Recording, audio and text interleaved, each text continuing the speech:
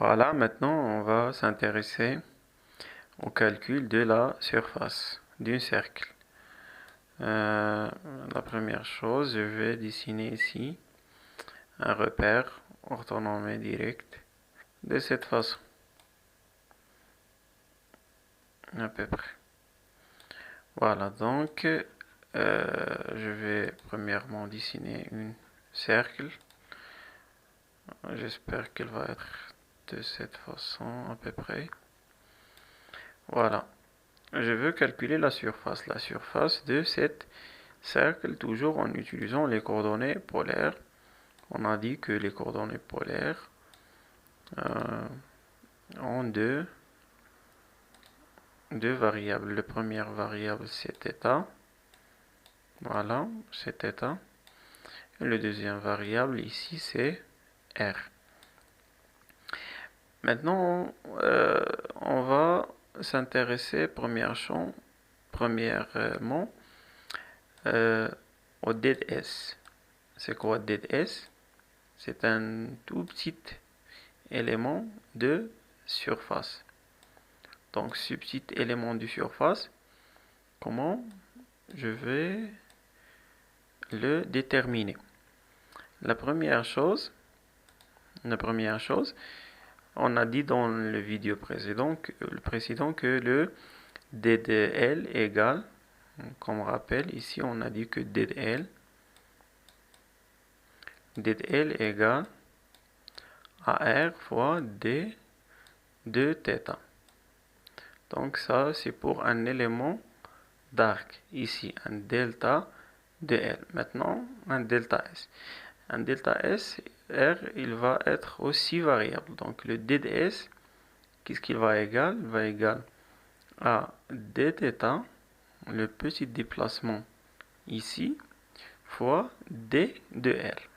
Donc d de S, il va être égal. Et toujours en gardant R, ça veut dire qu'il va être égal cet petit déplacement qui vaut R fois d de... Si vous voulez, je vais l'écrire de cette façon pour que vous compreniez. C'est d de R fois d de L. D'accord?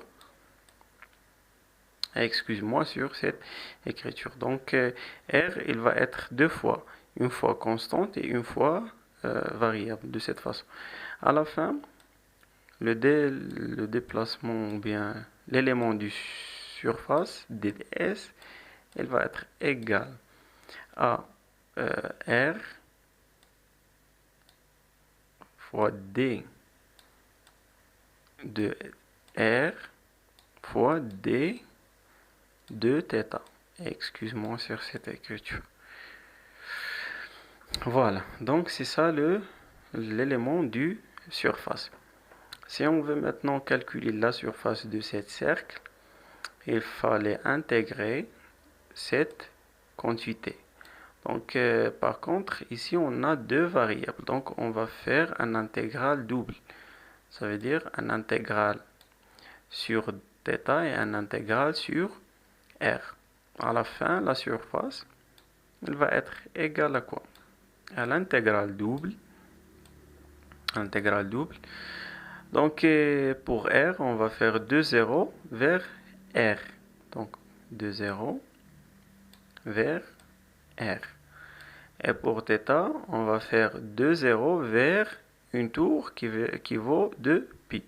Donc 2 zéros vers 2 pi. Voilà. Toujours 2R fois d de R fois d de θ. D'accord? Donc, comment on peut calculer ce intégral? Donc, comment on peut le calculer? On va justement intégrer sur la première variable et considérer le deuxième comme constante. Et la même chose pour θ. Donc, on va commencer par exemple par θ, par exemple. Si on commence par θ, on va voir S égale à l'intégrale de 0 vers R. Donc, on va pas s'intéresser au R. Et on va intégrer justement sur θ. Donc, ici, il n'y a pas θ. Donc, comme s'il est 1. Donc, reste justement le D de θ. Le primitif de 1, c'est θ. Donc, c'est θ. Donc, c'est θ de 0 vers 2 pi, comme on a fait dans le vidéo précédent. De 0, θ de 0 vers 2 pi. Il va être égal, je vais la réécrire, même si on a déjà fait. θ ici, 0, 2, pi. Il va rester R et D de R. Cette quantité va être égale à 2pi moins 0. Donc à la fin, on va voir quelque chose comme ça de 0 vers R de 2pi. Moins 0, ça veut dire 2pi. De quoi fois R fois D de R. De cette façon. Maintenant, 2pi est une constante. On peut la sortir de l'intégrale. Je vais continuer ici. Je vais supprimer cette partie. On va continuer ici.